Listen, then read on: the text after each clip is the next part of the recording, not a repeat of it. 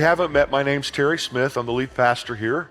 And just so you can have an idea, if you're kind of new to us, as to what's going to go on the rest of our time together, well, I'm going to do a teaching, going to be 45 minutes or so, and then I'm going to say a benediction, okay? And it's going to be pretty simple today. Please don't leave, since there may not be another song, and all you've got is me. Actually, there's more than me. You're going to like this. We've been in this series called Parabolic since early September. The parabolic teachings of Jesus are teachings based on his parables. And Jesus gave us a very unique promise as to what would happen if we would focus and attempt to understand his parabolic teachings, his parables. He said that we would see things we wouldn't see otherwise, we would hear things we wouldn't hear otherwise, we would understand with our hearts, and then we could turn and be healed. We can live the full, flourishing life God dreamed for us. And so today I want to continue with this series. Next week will be the last Sunday of this series, but I want to continue with this series by teaching about a parable called the parable of the rich fool. The parable of the rich fool. I'll read the parable in a few minutes, but many of us are already familiar with this story about a guy who became very wealthy, but made his wealth all about himself and his own pleasure, and consequently was deemed by God to be a rich fool. Scripture repeatedly indicates, and we know from our own life experience and knowledge of human nature, that there are unique temptations to having an abundance of money and things. Yet, if we're honest, I think, the temptations that come from being rich are temptations that most of us, probably all of us at some point in time, are only too willing to face. We repeat the words of the Lord's Prayer with great sincerity, but when we get to the part that says, "And lead us not into temptation," if we were really truthful, we'd pray, "And lead us not into temptation except the temptations that come from being really, really rich." We'd say, "Lord, just help me learn how to face those temptations." We're like Tevye in the musical Fiddler on the Roof. If you remember Tevye and Fiddler on the Roof, someone told him that money is the world's curse. And he responded, "May the Lord smite me with it, and may I never recover." And then he sings that famous song.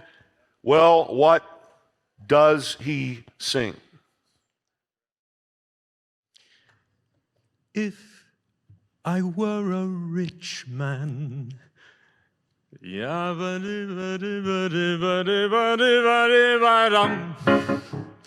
all day long I'd biddy biddy bum. If I were a wealthy man, wouldn't have to work hard.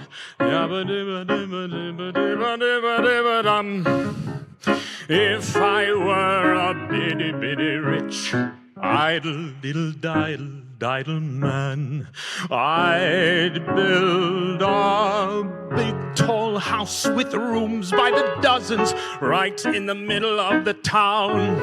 A fine tin roof with real wooden floors below. There would be one long staircase just going up, and one even longer coming down, and one more leading nowhere, just for show.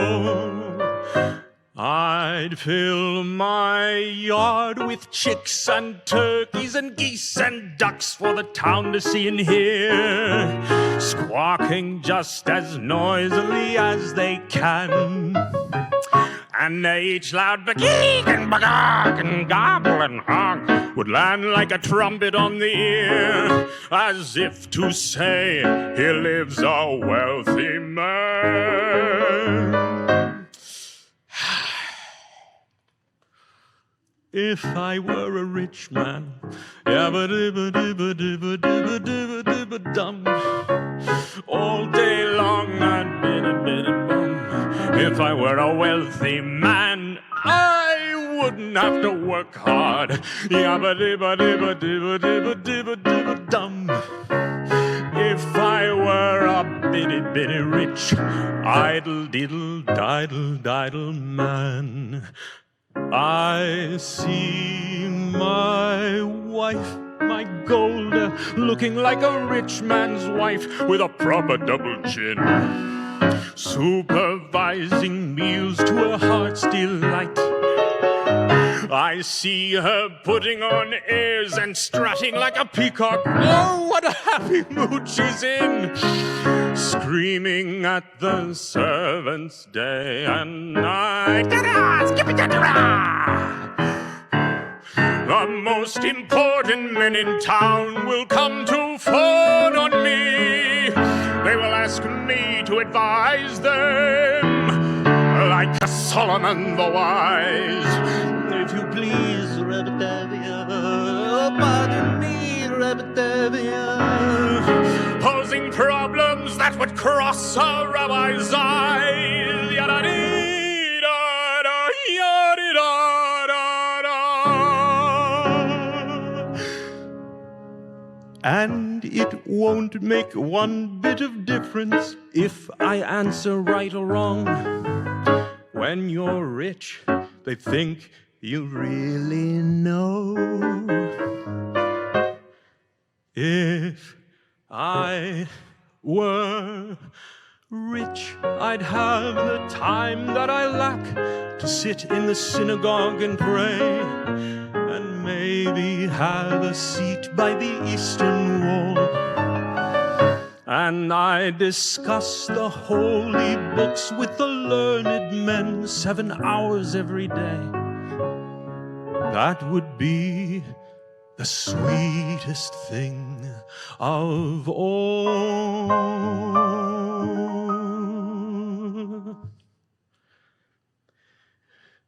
If I were a rich man, yabba-dibba-dibba-dibba-dibba-dibba-dibba-dum, all day long I'd biddy-biddy bum. If I were a wealthy man, I wouldn't have to work hard. Yabba-dibba-dibba-dibba-dibba-dibba-dibba-dum. Lord, who made the lion and the lamb, you decreed I should be what I am. Would it spoil some vast eternal plan if I were a wealthy man?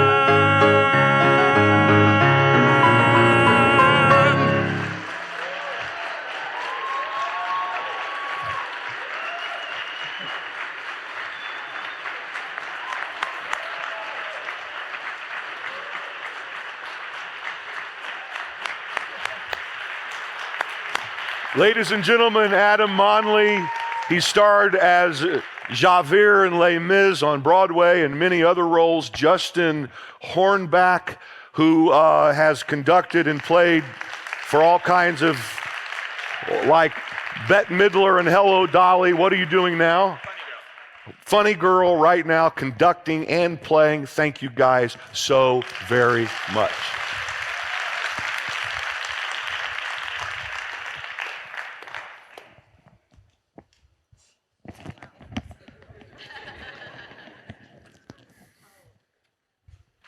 So, Jesus said, "Truly I tell you, it's hard for someone who is rich to enter the kingdom of heaven. Again, I tell you, it is easier for a camel to go through the eye of a needle than for someone who is rich to enter the kingdom of heaven." When the disciples heard this, they were greatly astonished and asked, "Who then can be saved?" Jesus looked at them and said, "With man this is impossible, but with God all things are possible." And I think we might respond to that. I want to be the rich person who God impossibly saves. And in a sense, we are all that rich person who Jesus impossibly saved. It's said that if you earn an income of $40,000, you earn more than 99% of the people in the world. If you earn an income of just $13,000, you are in the top 10% of people in the world. So there are those of us who make $13,000 or $40,000 a year and are rich from a global perspective. And then there are those of us who make hundreds of thousands or millions of dollars a year, or those who are worth millions of dollars. People who would be considered wealthy by most any standard. Regardless, we need to acknowledge that there are unique temptations to having money, and probably more temptations the more money we have. There is a lot said about money in the Bible. In fact, as we've been teaching through this parabolic series, I've actually had to work hard to avoid doing a parable about money. This is the only one I'll do because Jesus told so many parables about money and possessions. And so I think I've done about 15 parables over the last couple of months. And this is the first one that I'm doing about money and the only one I'll do about money. But it was actually hard to avoid the parables about money because Jesus talked a lot about money and the Bible talks a lot about money. Now, wealth is often portrayed as a blessing from the Lord. Proverbs chapter 10, verse 22, for instance, the blessing of the Lord brings wealth. The blessing of the Lord brings wealth. But there is a lot of cautionary language about money as well. For instance, Proverbs 11:28, those who trust in their riches will fall. I mean, there's a pretty good balance that kind of displays the breadth of what Scripture teaches about money and things. The blessing of the Lord brings wealth. Those who trust in their riches will fall. This week in my devotions, I happened to be reading through James. James, the half-brother of Jesus, bishop of the church in Jerusalem, wrote with some harsh language about rich people when he said the rich should take pride in their humiliation, since they will pass away like a wild flower. For the sun rises with scorching heat and withers the plant. Its blossom falls and its beauty is destroyed. In the same way, the rich will fade away even while they go about their business. Thankfully, he doesn't end it there. He ends it there and goes on to talk about other things for a few paragraphs or a couple of chapters as we know it. But then he picks the subject up again with a little more color that helps us grasp more what he's saying, what his issue is with rich people. He writes, "Now listen, you rich people, weep and wail because of the misery that's coming on you. You have hoarded," it's a very important word for today's topic, "you have hoarded wealth in the last days. Look, the wages you failed to pay the workers who mowed your fields are crying out against you. The cries of the harvesters have reached the ears of the Lord Almighty. You have lived on earth in luxury and self-indulgence." See, the issue here isn't money or wealth. The issue is that the person who had money and wealth were hoarding it. To hoard money is to amass it and store it and hide it and keep it for oneself. The issue is not the money. The issue with these rich people is that they were not paying their employees fairly. The issue with these people is that their luxury was self-indulgence. Money wasn't the problem. The problem is the person who makes money all about themselves, not using money to do good, not using money to bless others, not using money to treat others generously. A more positive take on this is found in Paul's first letter to Timothy. I like this passage a lot because he essentially offers the same kind of warning that James does, but he does it in a way a little more palatable, gives us a little bigger picture here of what's going on as it concerns the subject of wealth. 1 Timothy chapter 6, verse 17, Paul writes to Timothy, "Command those who are rich in this present world not to be arrogant nor put their hope in wealth, which is so uncertain, but to put their hope in God, who richly provides us with everything for our enjoyment. Command them to do good, to be rich in good deeds, and to be generous and willing to share. In this way they will lay up treasure for themselves as a firm foundation for the coming age, so that they may take hold of the life that is truly life." Again, I think this is just beautiful. Command those who are rich in this world not to feel bad that they're rich, but to not be arrogant about their riches either, but to put their hope in God who richly provides everything for our enjoyment. He's even saying to those who are rich in this setting that they can enjoy the things that God has so richly provided. But then he says, command them to do good, command them to be rich in good deeds, command them to be generous, command them to be willing to share. This way they end up with something more important than money, because something then eternal and of eternal importance is happening that allows them to lay up treasures in heaven where they can take hold of the life that is truly life. So let's put it this way. As I kind of finish introducing this parable today, you can be a rich fool, or you can be a rich steward.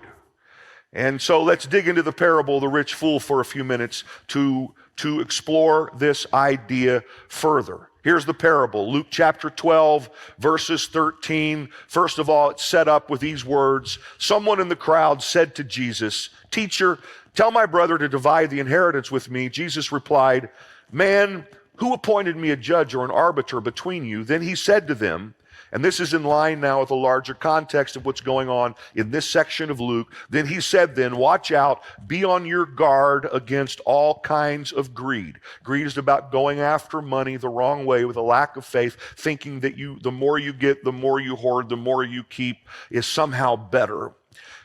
Be on your guard against all kinds of greed. Life does not consist in an abundance of possessions. And he told them this parable. So here's the parable. The ground of a certain rich man yielded an abundant harvest. He thought to himself, "What shall I do? I have no place to store my crops." Then he said, "This is what I'll do. I will tear down my barns and build bigger ones, and there I will store my surplus grain. And I'll say to myself, you have plenty of grain laid up for many years. Take life easy, eat, drink, and be merry." But God said to him, "You fool." By the way, this is the first time God actually shows up as a character in any of the parables that Jesus told. It's in response to this guy's attitude about greed and hoarding and making it all about himself and so on. God shows up and God said to him, "You fool. This very night your life will be demanded from you. Then who will get what you have prepared for yourself?" And then Jesus offers this commentary on the parable when he says, "This is how it will be with whoever stores up things for themselves, but is not rich toward God." So let me spend the rest of my time getting at this way. Let's talk about three contrasts between a rich fool and a rich steward. Three contrasts between a rich fool and a rich steward. The first is the contrast between fear and faith. Fear and faith. Now let me just pause, take a deep breath, and acknowledge that for many people, any discussion about money in any setting, but maybe even particularly in church, is an uncomfortable experience. And I acknowledge that as how many people experience that kind of discussion. But I want to say this again, this is very important. Jesus talked a lot about money. In fact, Luke in his gospel, as well as in the book of Acts, which Luke wrote, nearly every chapter has references to people's attitudes and experience with money and possessions. It's just a hugely important subject. Most of you who are around here a lot, you know that typically the only thing I say about money on most Sundays, probably close to 50 Sundays a year, is just thank you for your faithfulness in tithing and your generosity in giving. But every once in a while, as I am trying to teach the whole of Scripture and about the things that seem to be important to God, things that were clearly important to Jesus, I deal with subjects that might make us feel a little uncomfortable. And so I don't know what to say to you except Take a deep breath. I think that you might appreciate this discussion before it's all over. And I will say this. One of the most important things that can happen in the life of a follower of Jesus is to get their heart right about this issue. It just somehow or another releases all kinds of good things in our lives, okay? It's not the only thing, but it's a very important thing. All right, so the larger context of this parable, the parable of the rich fool, is in this section of the Gospel of Luke where Jesus is addressing fear and anxiety and a lack of a sense of security that people had then, much as people have now, about money. And he starts this discussion in Luke chapter 12, verse 4, by offering a teaching that seems kind of strange. But what I want you to see, the reason I show you this open Bible here is because I read the parable of the rich fool from Luke 12, 13 through 20. That's the section on your left. But he starts this discussion about money. Luke does in his gospel earlier in Luke chapter 12, verse 4. And then I'll show you in a moment, you'll see on the right, there will be an expansion of the discussion because he follows the parable of the rich fool about money as well. And the headline here is he's trying to get people not to worry about money. That's what Jesus is trying to do here. He's trying to say, if your heart will be right about this, if you'll trust God in this, God's going to take care of you. Don't be anxious, okay? And here's how the teaching starts. It sounds odd, but Jesus said, I tell you, my friends, do not be afraid of those who kill the body and after that can do no more. But I will show you whom you should fear. Fear him who after your body has been killed has authority to throw you into hell. Yes, I tell you, fear him. That doesn't sound like a very positive passage, does it? But it actually is when you then read what he's about to say. And let me explain it as best I can. Jesus is saying, fear God, which is what he means when he says, fear him who has authority to throw you into hell, and et cetera, et cetera. He said, fear God, take God seriously, because when you fear God, you won't be afraid of anything else, including you're not going to worry about money and things. Okay, so let's look at it again. I tell you, my friends, do not be afraid. Fear him who after your body's been killed has authority to throw you into hell. Yes, I tell you, fear him. He says, fear God. And then he says, now comes the comforting part. Are not 5 sparrows sold for 2 pennies? Yet not one of them is forgotten by God. Indeed, the very hairs of your head are all numbered. That's my least favorite passage in the Bible. And then he says, don't be afraid. You are worth more than many sparrows. Now, I know if you're kind of new to the Bible, you're saying, wait a second. He just said, fear God. Then he just said, don't be afraid. And that's exactly right, because he's saying, if you fear God, meaning not if you're shaking before him in terror, he's saying, if you reverence God, if you awe God, if you believe in God, if you believe what God says in his word, if you trust God, these are all the ways that we should be thinking about what it means to fear God. If you have faith in God, you won't be afraid. See, here's the truth of Scripture. If we have faith in God, we are not afraid of anything. So he's saying, if you really fear God, you're not going to worry about where your next meal's coming from, because your fear in God is faith in God that God will take care of you. Hey, God knows every sparrow that falls. God can number every hair on your head. He knows every detail of your life. He knows how much money is in your checking account. He knows what's going on with your IRA during a time of the stock market not doing great and inflation rising. He sees it. He knows every number down to the decimal point. God's got you. If you'll fear God, you'll know he sees what's going on in your life, and you don't need to be afraid of anything else. And see, so he starts this teaching on not being afraid about money and things and not having an improper you're going to have to go get it yourself kind of attitude about money. So he starts this in Luke 12:4. I just read you what's on the left. And then he says a couple other things. And then he moves into the parable of the rich fool, which goes down to verse 28. And then he picks up, you probably can't see it from there. He moves back further into a section called Do Not Worry. And he carries this thought all the way through Luke chapter 12, and I won't even comment a whole lot on this because it's self-explanatory. He says, fear God, you won't be afraid of anything else. God's got you. Then he gives a parable of the rich fool. Don't be greedy. Life isn't about things anyway. Don't go after things properly. And then he immediately follows it like this.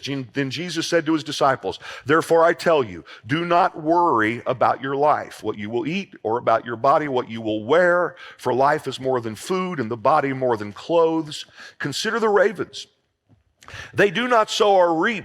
They have no storeroom or barn, yet God feeds them. How much more valuable are you than birds? Consider how the wild flowers grow. They do not labor or spin, yet I tell you, not even Solomon in all his splendor was dressed like one of these. How much more will he clothe you, O ye of little faith? And by the way, it sounds like nice clothes. He's talking about Solomon and all of his splendor. He's talking about how beautifully he clothed the flower, all right? So he's not even saying, anyway, I'm, reading a little bit into the text here, but I'm acknowledging it. And verse 29, do not set your heart on what you will eat or drink. Do not worry about it, for the pagan world runs after all such things, and your Father knows that you need them. But seek his kingdom, and these things will be given to you as well. What's the headline here? Do not be afraid, little flock, for your Father has been pleased to give you the kingdom. Sell your possessions and give to the poor. Provide purses for yourselves that will not wear out, a treasure in heaven that will never fail, where no thief comes near and no moth destroys. For where your treasure is, there your heart will be also. So, what's going on here? First of all, when we fear God, we're not afraid. We believe his word. We do what he says to do. We don't worry because we know he'll take care of us. We have a proper attitude, and the attitude is we fear God, we put his kingdom first, and we know that he sees what we need, and he promises to feed us, and he promises to clothe us. And Jesus is basically saying, do you believe that or not? And if you don't believe that, you don't fear God. Remember, to fear God means to believe him and what he says. So, what's a contrast to a rich fool? To me, a contrast to a rich fool is a rich steward. So, something else that's said in this passage that would give us pause is Jesus says towards the end there, sell all of your possessions and give the money that you get from selling your possessions to the poor.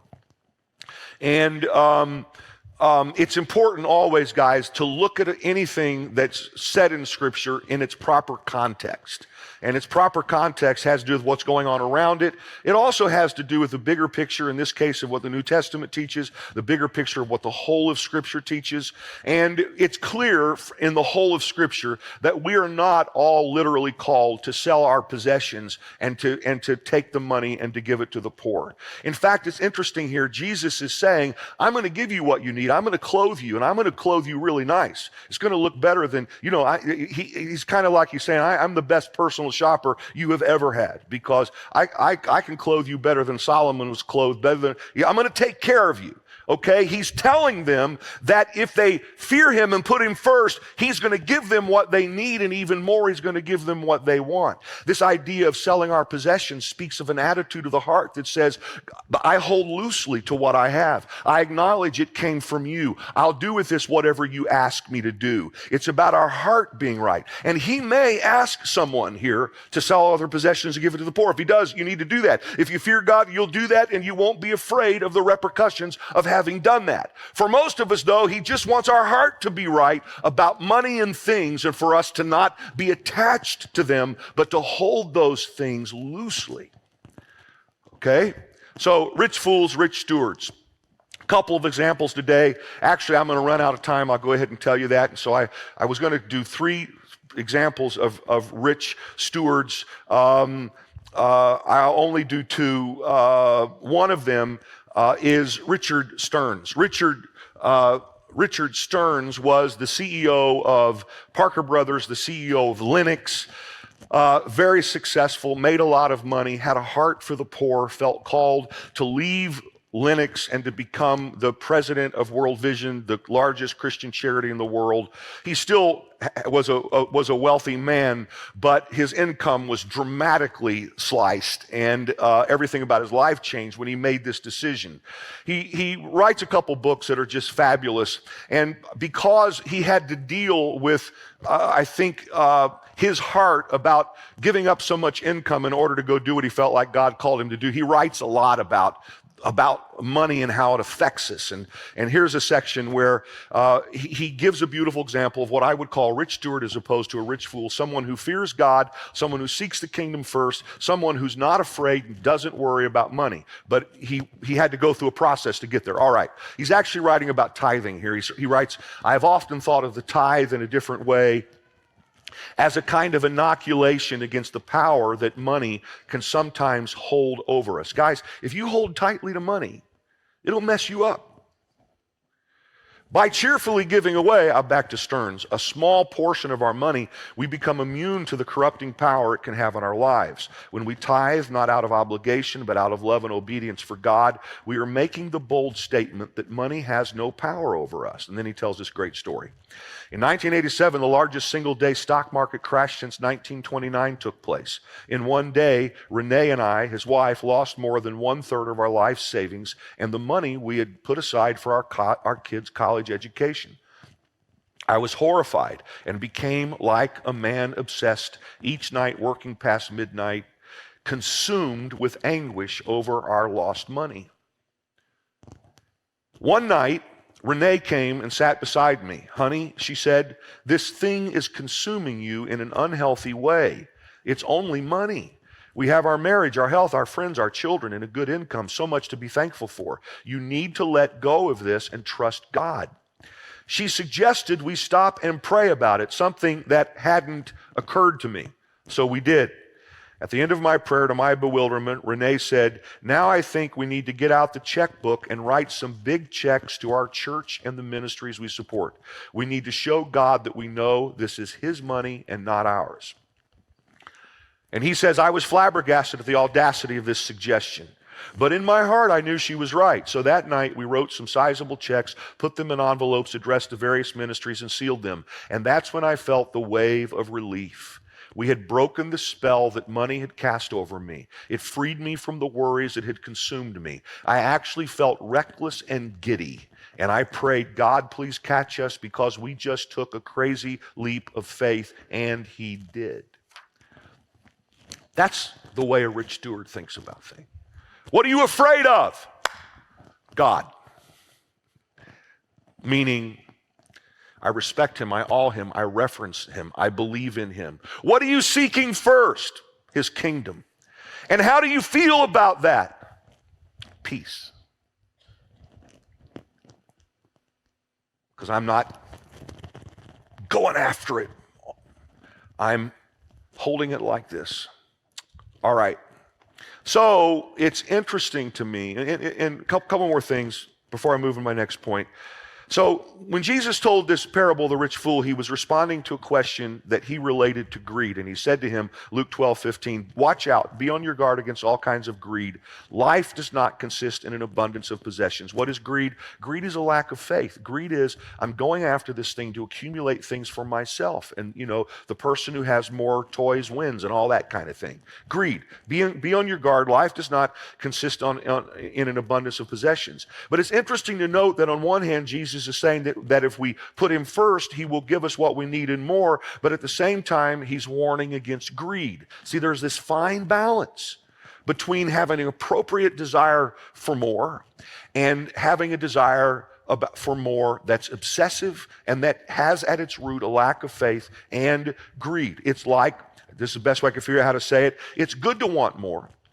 even money and nice things, if we have our heart in the right place and are putting God first.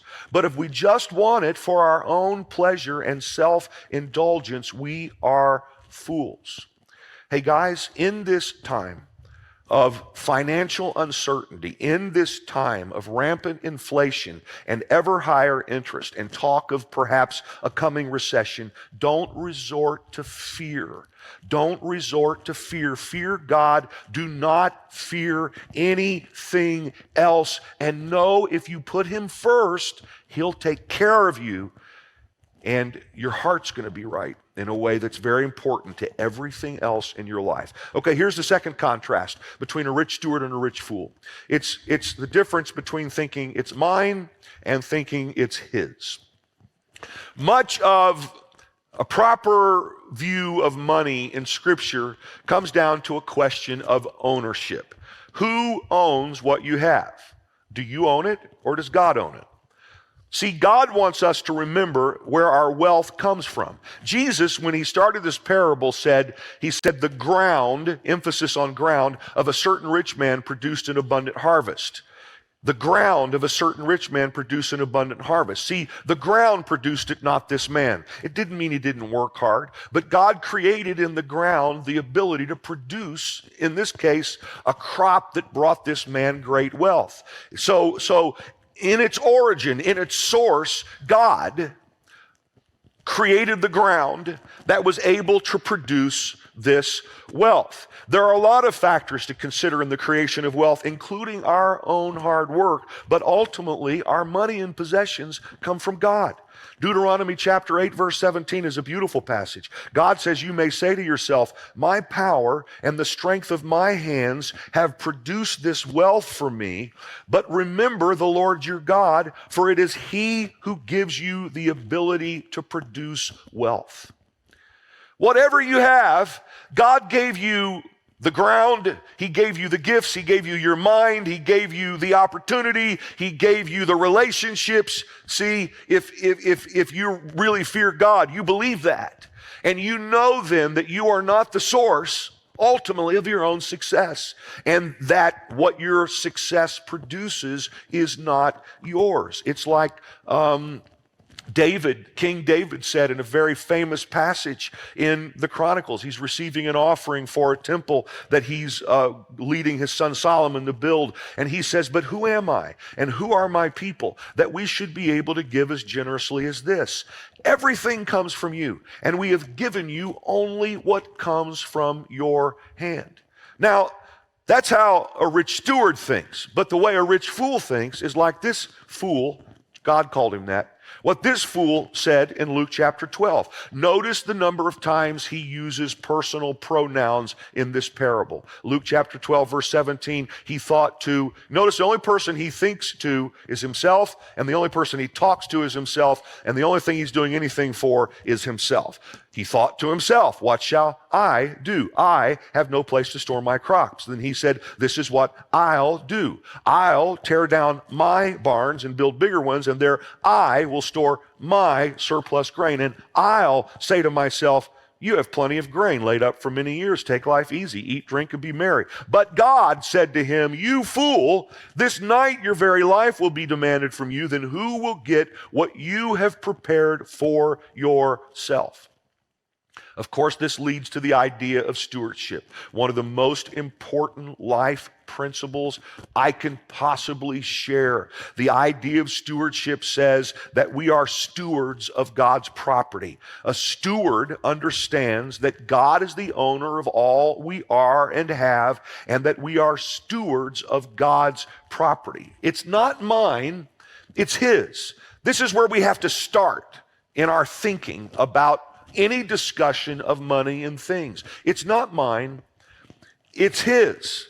A classic passage on stewardship is found in the Gospel of Luke. Jesus tells a story about a rich man who left a manager to watch over his property, and this manager is proven to be a shrewd manager. And Jesus commends this guy for shrewdly managing this other guy's property. And then Jesus says, Luke chapter 16, verse 11, so now he's making application of that parable. So if you have not been trustworthy in handling worldly wealth, who will trust you with true riches? There's worldly wealth, and then there's something more important than worldly wealth. There are true riches. We have to prove trustworthy in handling worldly wealth in order to get the thing better than worldly wealth. So Jesus said, if you have not been trustworthy in handling worldly wealth, being a good steward or a good manager over what I've given you, who will trust you with true riches? And if you have not been trustworthy with someone else's property, who will give you property of your own? No one can serve two masters. Either you will hate the one and love the other, or you will be devoted to the one and despise the other. You cannot serve both God and money. What's he talking about here? He's talking about money. He's saying you have worldly wealth. If you manage it well, God will make sure that you have things better than worldly wealth. But you can't serve money. You have to serve God with your money. A popular television show was looking for a place to film a scene that involved cars driving on a beautiful lawn, destroying it and destroying the landscaping. They shopped for a site and found a home in South Florida with a verdant lawn and beautiful landscaping, and took the risk of knocking on the door and asking the folks who lived there if they could use their lawn to shoot a scene in this popular show. They told these people that they were going to tear their lawn up, but they were so enamored with the idea that they'd have their house in a popular television show, they said it's fine. And so a few days later, the crew shows up and stuntmen are driving through the lawn, tearing it up, destroying beautiful gardens. All the flowers are crushed. A tree gets knocked over. And then the neighbor called the owner who lived in New York. The owner was just renting his property to these folks. And of course, this created quite a dilemma because they were renters. They weren't owners. They didn't have rights. They only had responsibility. They couldn't use that property or allow it to be used in whatever way they pleased. They could only use it the way the owner wanted it to be used. Do you get the point? Guys, when it comes to everything in life, we are renters. We are not owners. It's his. It is not ours. We use it in the way that he tells us to, and when we do that, we are stewards. And when we're faithful in that, he makes us rulers over much. Another example of a rich steward is John D. Rockefeller. Certainly not a perfect man, but a man who was well known for his sincere Christian faith. You'll remember that John Rockefeller was the richest man in the world for a long, long time. His family still has vast wealth. But I had read at some point that Rockefeller had said that he had tithed from every dime he had ever made since he was a small child, but I didn't really know that much about Rockefeller. And then I picked up Ron Chernow's marvelous biography of Rockefeller called Titan. Chernow's the guy that wrote Hamilton. I've read several of his biographies. He does a great job. And so I have been slowly reading this huge book. You know, it's one of these 900,000 page books over the last number of months. And the thing that has shocked me, I had absolutely no idea, is that much of the book of necessity to tell the story of Rockefeller's life is about Rockefeller's charitable pursuits. It ended up becoming the consuming passion of his life. He ended up setting up his foundation in a way that was new in how people thought about how to give money away, because he was on a mission to give away vast amounts of wealth, and he gave away vast amounts of wealth, a lot of it to Christian churches and Christian ministries, and then to other great causes as well. Here's part of what Chernow writes. He writes, Rockefeller was fantastically charitable from boyhood. By 1859, when he was 20, his charitable giving surpassed the 10% mark. And then later, Chernow writes, as to why God had singled out John D. Rockefeller for such spectacular bounty, Rockefeller always adverted to his own adherence to the doctrine of stewardship. Now, I'm surprised, reading this book to find a marvelous discussion of stewardship that goes on for many, many pages. Rockefeller always adverted to his own adherence to the doctrine of stewardship, the notion of the wealthy man as a mere instrument of God, a temporary trustee of his money who devoted it to good causes. And he quotes Rockefeller as saying, "It has seemed as if I was favored and got increase because the Lord knew that I was going to turn around and give it back." I remember clearly when the financial plan, Rockefeller said, if I may call it so, of my life was formed. It was out in Ohio. This is what the richest man in the world said. I remember when the financial plan of my life was formed. It was out in Ohio under the ministration of a dear old minister who preached, get money, get it honestly, and then give it wisely. I wrote that down in a little book. And then Chernow comments, this echoed John Wesley's dictum, if those who gain all they can and save all they can will likewise give all they can, then the more they will grow in grace. That's a picture of a rich steward. I'm a trustee of the wealth I've been given, and I am an instrument that God is using. By the way, before I move to my last point and wrap this up, it's important that I note that when I use the term stewardship, when we use the term stewardship here, we're not just talking about tithing and giving. It's a big part of it. But it's a whole life picture, guys. That's why I'm so glad that our team prepared the stuff about Ramsey Plus and how that our church has invested actually a lot of money so everyone here can have a free membership to Ramsey Plus and learn about life and the big picture of money. Stewardship is about everything to do with money and the things that we have. It's about how we raise our kids. It's about everything in life is His, but as it concerns finances, it's about budgeting. Simple little thing my parents taught me, you don't spend more money than what you have.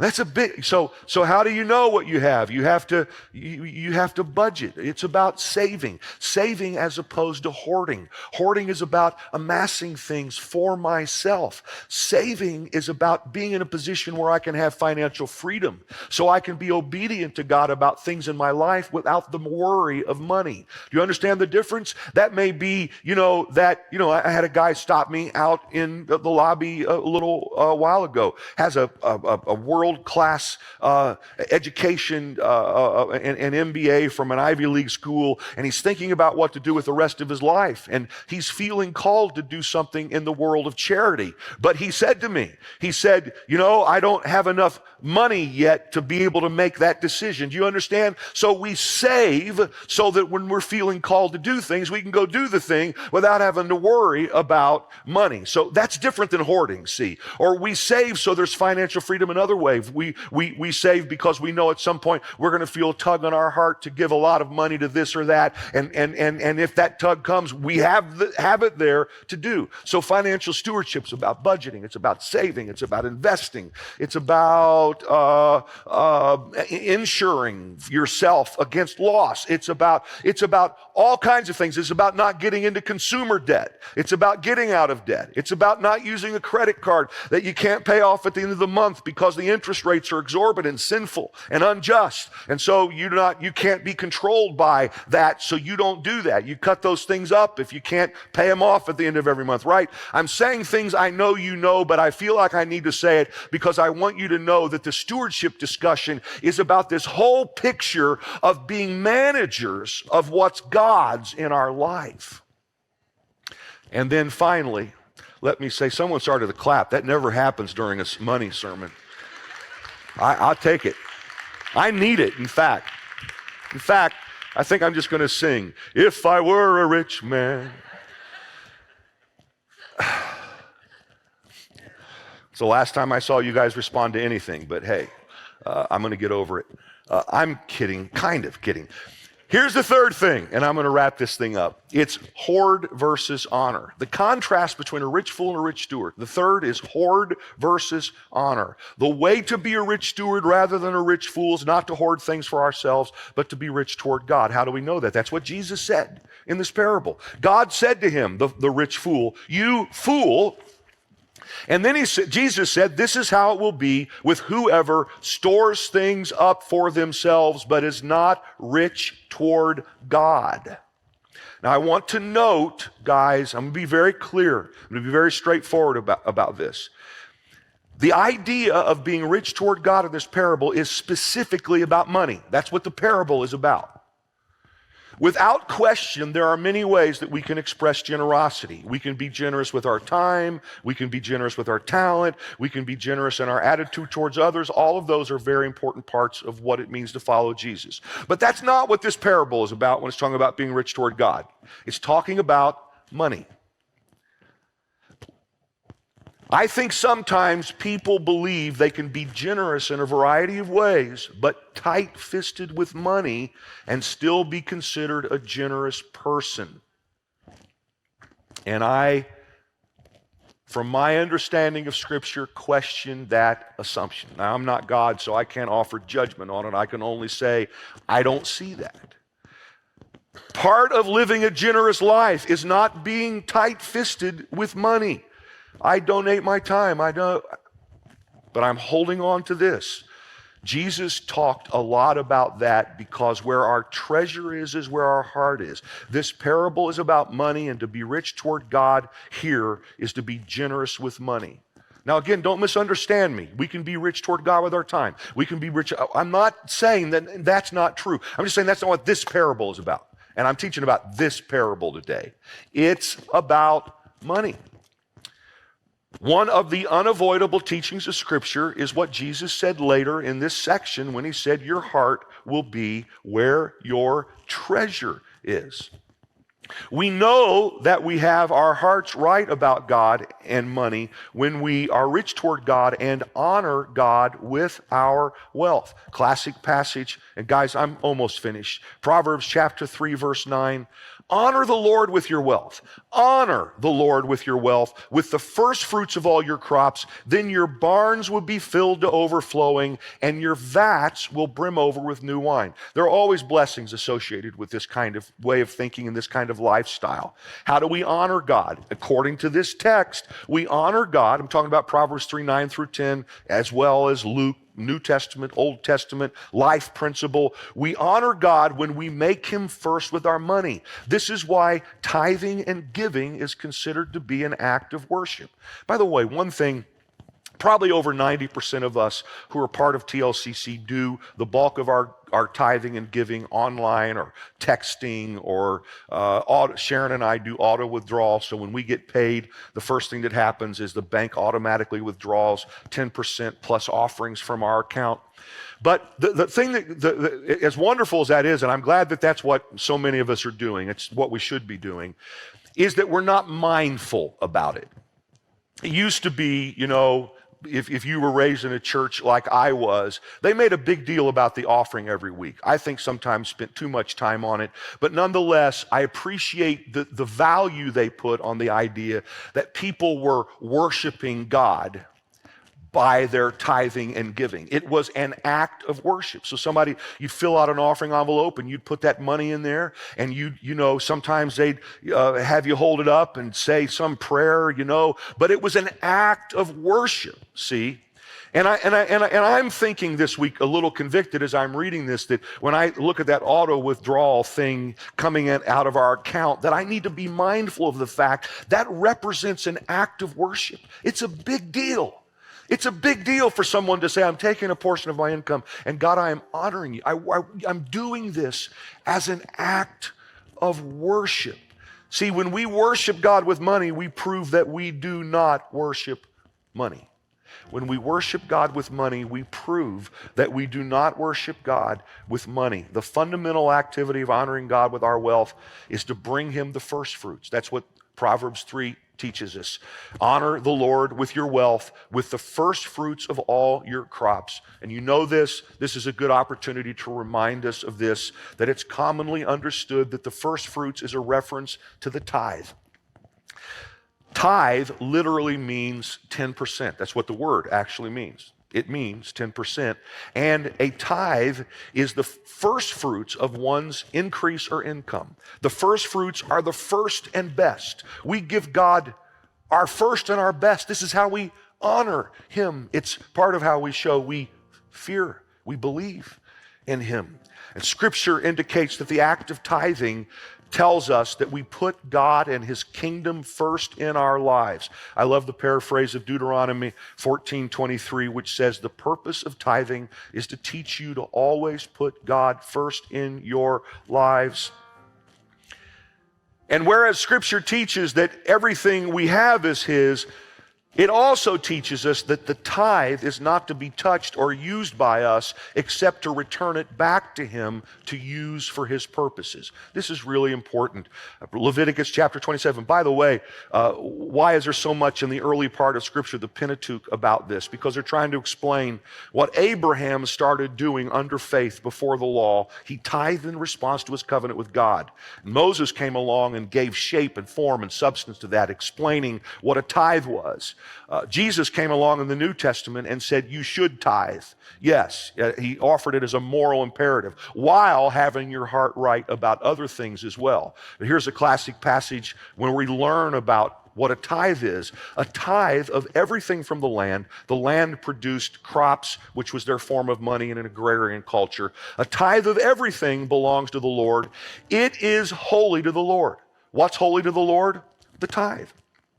1/10, another translation, of the produce of the land belongs to the Lord and must be set apart to him as holy. And this is pretty much the last thing I'll say. At the end of every service, for years, typically the only thing that I say about giving is this. I say, thank you for your faithfulness in tithing and your generosity in giving.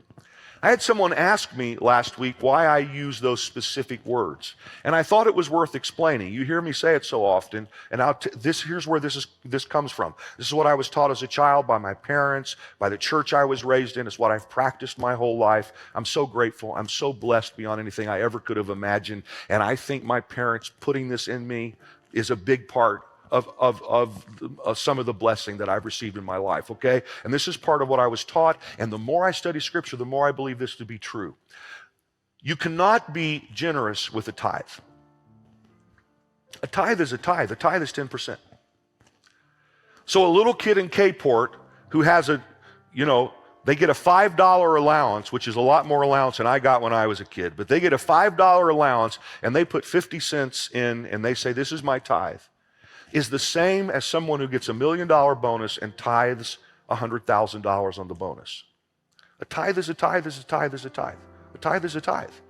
We can't be generous with it. It's not ours. It's not ours to make a decision on. It's holy to the Lord. We don't touch it. And therefore, I like to say we don't give a tithe, we return a tithe. Now, he says then, the tithe is holy, it's his, we return it. And then the other 90%, then we get to make decisions about that. That's where generosity shows up.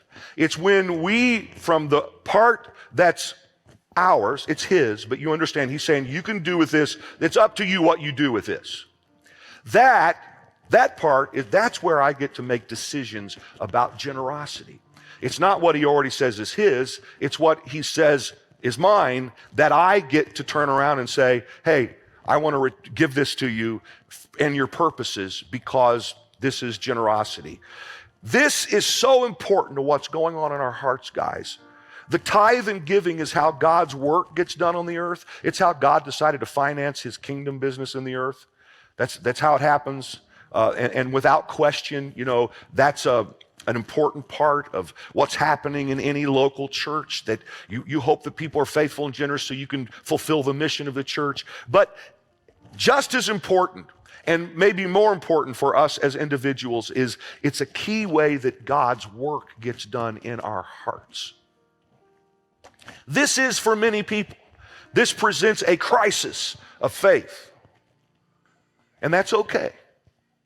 That's okay. So, we're all growing, we're all learning, and some of you are hearing this teaching for the first time and you're saying, what? And that's okay. It's a discussion we can continue to have. But I want you to know that something I want for you. We taught our kids this. It's just fundamentally important is to know that when we get our heart right about money, we have the opportunity to be a rich steward, and a very unlikelihood that we'll be a rich fool. And this is important to our lives with God. Having said that, would you please stand with me?